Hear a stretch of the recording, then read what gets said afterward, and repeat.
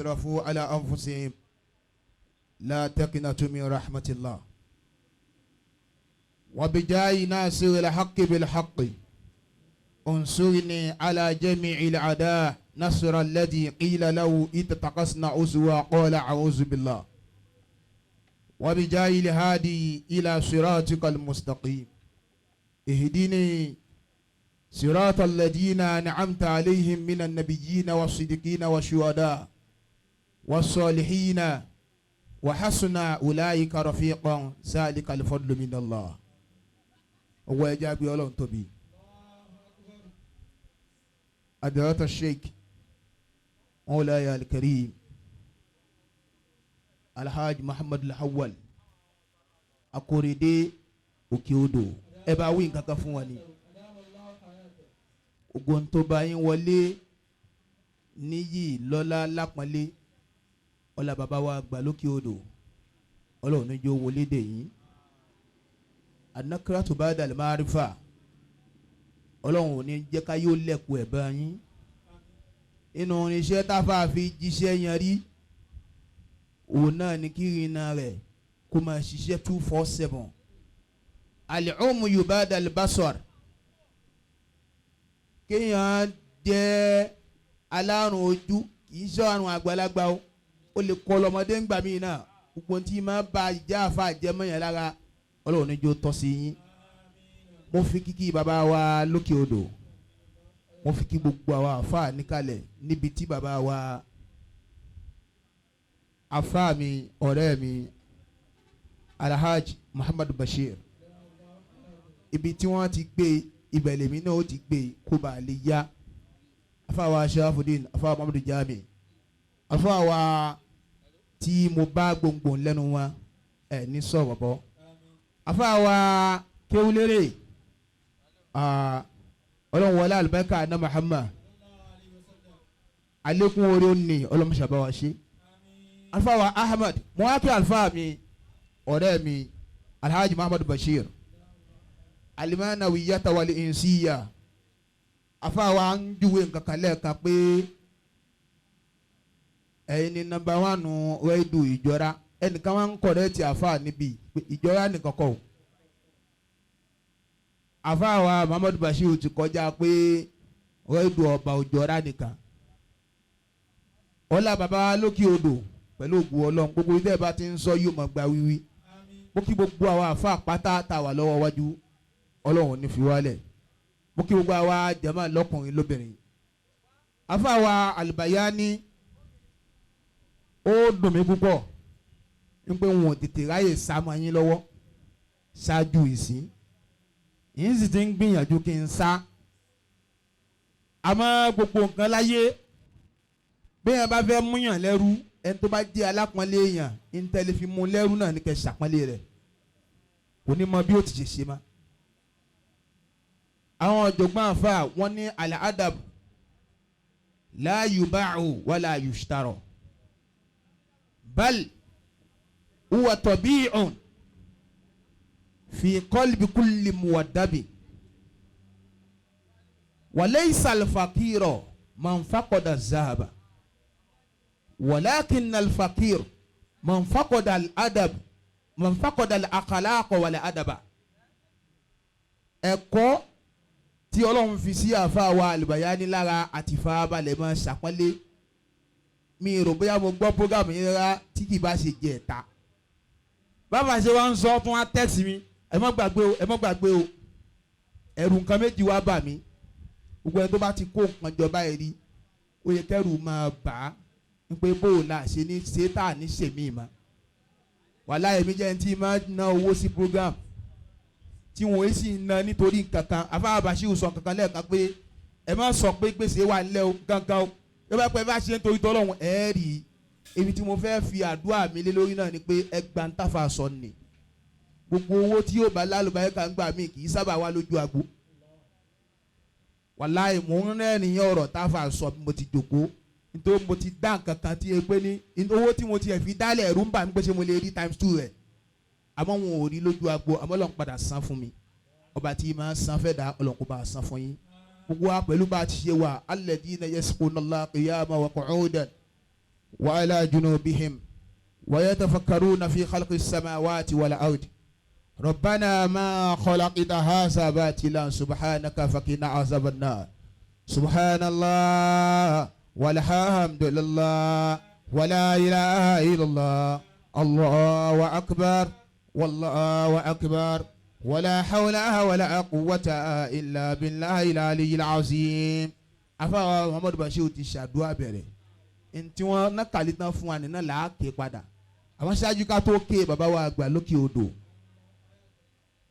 ahsanallahu aqibata sheikh nínú ntí àṣeyọrí bàbá lókè odò nìkàlẹ̀ yìí mo wo kíní àìfi yẹn àfáà kọ síbẹ̀ pé kìrìjì Nurudeen Islami kò sí ní táfà bá fẹ́ ṣe wọ́n ń fi hàn bẹ́ẹ̀ èèyàn mélòó ló kéwú tó rántí ibi tó ti gba mí màmá bàbá wa lókè odò gbogbo apáta ẹja ṣe bisimilayi li ìlàfi káfa abalẹ̀ ké mẹ́ta náà là á ké bàbá wọn ní ọba tí òjá náà ó bàjẹ́ òní náà lọ́wọ́lọ́wọ́ báyìí ọlọ́run ọba tí mójútó ọba tí òjò bàjẹ́ bó bá dọ̀la ọlọ́run gbogbo tí máa jẹ́ kí nǹkan ó dàrú pé bàbá yẹn ti gbé e lọ ọlọ́mọdé ó ṣẹlẹ̀ sílẹ̀ bàbá lókè odò li ìlàfi mẹ́ta gbogbo tó bá máa ké ẹ̀dá kan ẹja bá wa ké bisimilayi rahman rahim li ìlàfi Qurayshin إلافهم ليلة الشتاء والصيف فليعبدوا رب هذا البيت الذي أطعمهم من جوع وآمنهم من خوف بسم الله الرحمن الرحيم لإلاف قريش إلافهم ليلة الشتاء والصيف فليعبدوا رب هذا البيت الذي أطعمهم من جوع وآمنهم من خوف بسم الله الرحمن الرحيم لإلاف قريش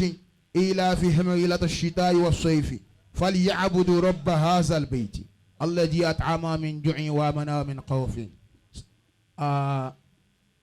Alhaji Muhammadu Bashir gbogbo àwọn èèyàn ni wọ́n ń fún yín lówó bẹ́ẹ̀ tí ń ṣàdúrà astaghfirullah bàbá èmi ìsìlẹ̀ ìsìn kọ́kọ́ ṣàdúrà fún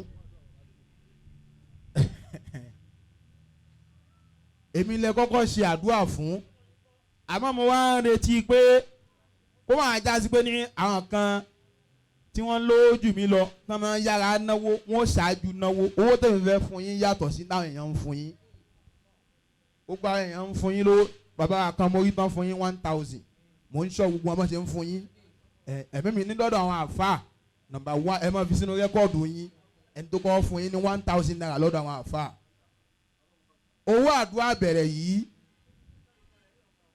gbogbo aláàjì jọ dáa lọ́dọ̀ tèmi ń bí yìí àfàwọ̀ àlùbáyá ní ẹni bínú ọ̀nà kò dùn kàn mí lójú àmọ́ wọn ò ní tí ì lọ nísìnyí bàbá Akóredé ta ni mo fẹ́ tó bẹ́ẹ̀ kí wọ́n á ní mo dìde ń bí yìí ká ní mo ti ráyè sálátẹ̀ kan ni ohun tí mò ń sọnù ni nígbà bá ti wá dé kí wọ́n á ní mo ń lọ bìkan wàláhì àwọn tó ń pè mí wọ́n ń pè mí níbi bẹ́ẹ̀ mo fi fóònù lẹ̀ ni gbogbo yẹn bàbá wa tẹ̀ wá lọ́wọ́ wájú ń bí yìí ẹ dákun tó wọ lọ́hùn ǹjẹ́ a lè rí 10,000 naira gbà lọ́wọ́ wa ń bì yìí àwa tá a jòkó lọ́wọ́ wájú ń bì yìí bàbá wa ìyá tó ya fọ́tò yìí ẹ dákun ọlọ́wọ́ ọjọ́ ti lọ bàbá wa alákọ̀ọ́kọ́ yìí alájà yìí ẹ má gbé ike wọn kí ń gbé ike fún owó báyìí ẹ lọ bá bàbá wọn fún yín ní 2,000 naira ẹ̀mí mi sọ bẹ́ẹ̀ ẹ bí ọlọ́run tóbi ẹ ní sùúrù alájà yìí ní sùúrù ẹ já ṣe lọ́kọ̀ọ̀kan èjèèjì tètè bàbá yìí náà pé 2,000 ó yẹ ká gba 10,000 bì yìí bàbá yìí ti àtàkì yín àti ìpè wọn yìí tán ná lẹ́ẹ̀kan owó àdúrà bá lókè odò wọn ná wọn wàá fún yín 2,000 sí owó àdúrà bẹ̀rẹ̀ bisimilá mo mọ̀ pé nínú ẹni tí ń jẹ́ ìsìtì jẹ́ bàbá lókè odò bàbá yìí wà àti mara ti wà tipẹ́ láti jọra ẹni owó bàbá lókè odò tó kẹ́ pẹ̀sẹ̀ wọn àdúrà 1,000 ṣé wọn àtó ẹ yóò bá àná Muhammad bàbá wa yìí ó dà pé 1,500 ní ẹ jẹ́ ń fún 1,500 ní sí ó gbúdọ̀ pé 2,000 alájì tún ni wọ́n alájì ò gbúdọ̀ máa sanwó alájì o Haji Muhammadu Bashir ẹ dákun tó ọlọ́run ẹ jẹ́ máa wà pẹ̀lú àkíyèsí yín mi ìfẹ́ wo faru protocol now bàbá iṣẹ́ ẹ̀dẹ́ ni kò sí yẹ ká béèrè owó lọ́wọ́ wọn méjì là ń gbà wọ́n ní ká gbẹ ọ̀kan nínú àwọn ata àkọ́kọ́ débì yìí bàbá yìí wà ń bẹ̀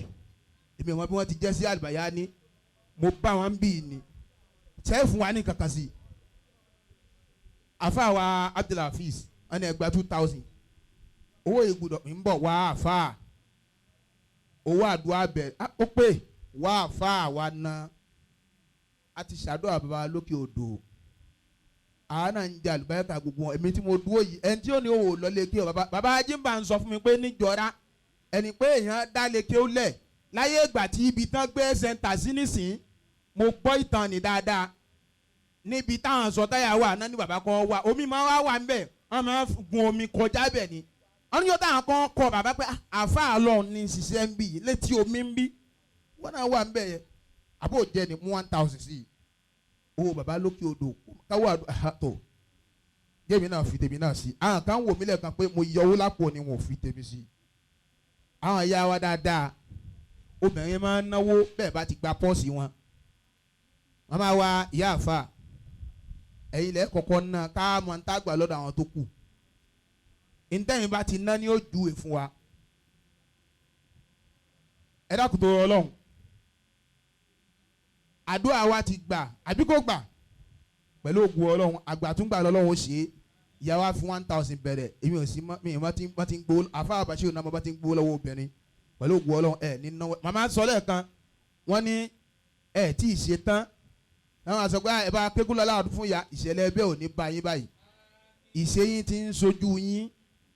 àfa àwọn àlùbáyá ní ẹ máa sunkún sọ́lọ́ ní kọ́rọ̀ gbogbo èèyàn kọ́ ló rírun nǹkan báyìí ṣe o èmi náà ṣe kí ìyá tó bí mi tó kú njọ́ tí n bá ń ṣe nǹkan èyí tí mo ṣe tá a ṣe láàbá mo wá bọ́ kọ̀rọ̀ mo wá ń sunkún pé ìyá tí mi máa wò lórí ìjókòó pé ìyá mi wà lẹ́yìn mi ń sàdọ̀ ìyá ò sí mà àmọ́ ìyá yìí ó pẹ́ tó ìyá tèmi náà pẹ́ alájà wa ẹ súnmọ́ ìyá wa yìí ẹ súnmọ́ wọn Allahu Akbar ìyá yìí ni wọ́n ń júwe lẹ́ẹ̀kan láà Mansur Sheikh Bashir láà Mansur àwọn lẹ sọ pé wọ́n sábà ẹ jẹ́ ń gba 1000 lọ́wọ́ wọn bá a súnmọ́ wọn ọkàn mi ní 500 ni wọ́n yọ àmọ́ wọ́n sọ di méjì ẹ fi kan sí i tí a ti bíbẹ̀ jìrì